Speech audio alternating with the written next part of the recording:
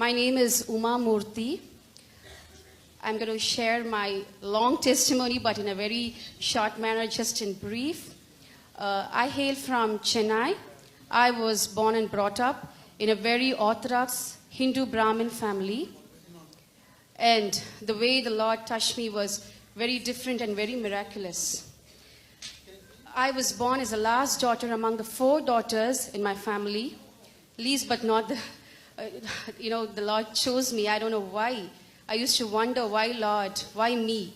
Because all my other sisters are much more better, but the Lord said, I choose the foolish things of this world to put to shame the wise. It so happened, the best part is, we all studied in Christian convent schools right from our kindergarten. And I was surrounded with a lot of Christian friends who used to share the gospel to me every day, almost. And I just used to take it in this year and leave it off in the other year. Because I was such a stubborn Hindu. Like, you can never see my forehead without the vibhuti, kungumam, and saffron, etc., etc. Every day I used to go to those temples and worship those idols. I used to chant a lot of mantras and slokas. I used to say the Gayatri mantra. I used to sing praises to all those idols. So I was such a stubborn person. I thought I was sinless. I was so pious. I thought I was so holy, actually. And it so happened in the year 1998 when I was doing my 12th grade. Just for the fun part of it, I just went for an SU camp. The message actually, fortunately, touched me. It was a message shared by a sister from Isaiah chapter 45. She said, the Bible says that we cut wood from a tree. One part of the wood we make an idol and we worship it. And the other part of the wood, we just use it as firewood for cooking.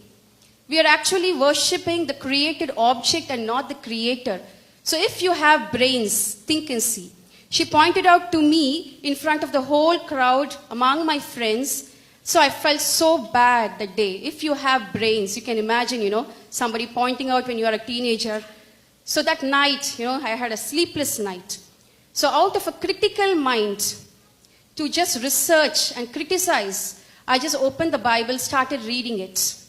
Because I've never understood all these things when my friends said, because no one can convert another person. Because nowadays, they say Christians convert others, but it's not possible. I'm a proof for that. Amen. Because conversion doesn't happen by compulsion. It is a conviction of the heart. Amen. Right? So, salvation is the Lord's. The Bible says that. So, it so happened, when I started reading the Bible, for the first time in my life, I got to know that idol worshipping was a sin.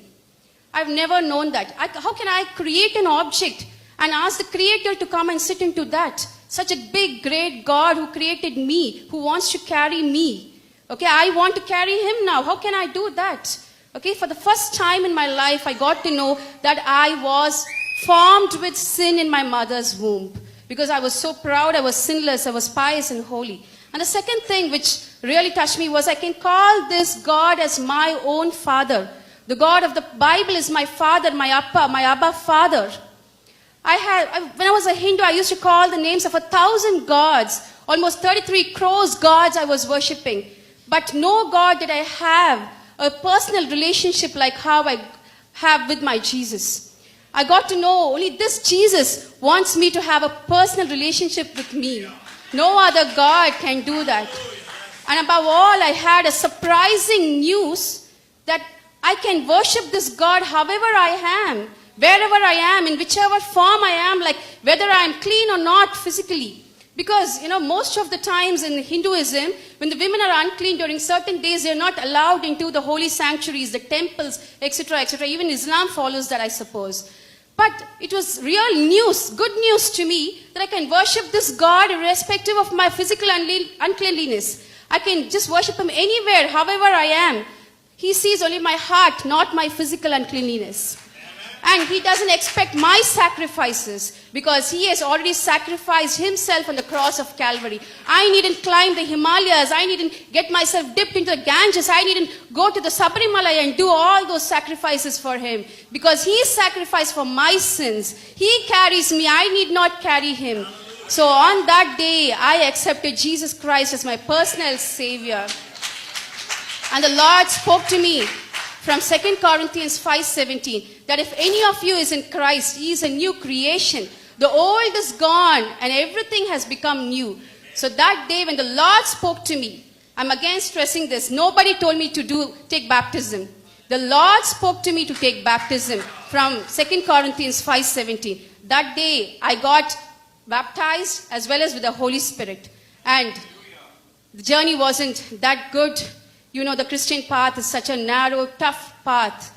Of course, a lot of persecutions, a lot of tribulations, a lot of cries. You know, most of the days my restrooms were my prayer rooms. It was so tough, the journey.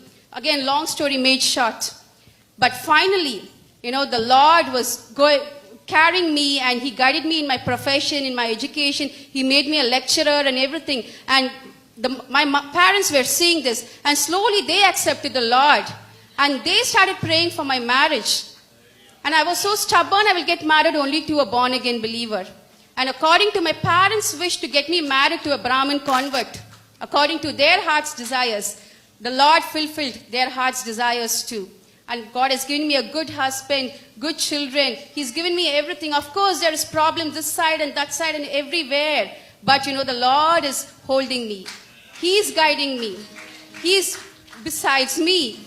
Okay? I can never be put to shame anywhere because wherever I was put to shame, He honored me. He's never let me down anywhere. He's been so faithful, so good. A God of faithful promises He is. As for me and my household, we will worship the Lord. Amen. All glory to Jesus.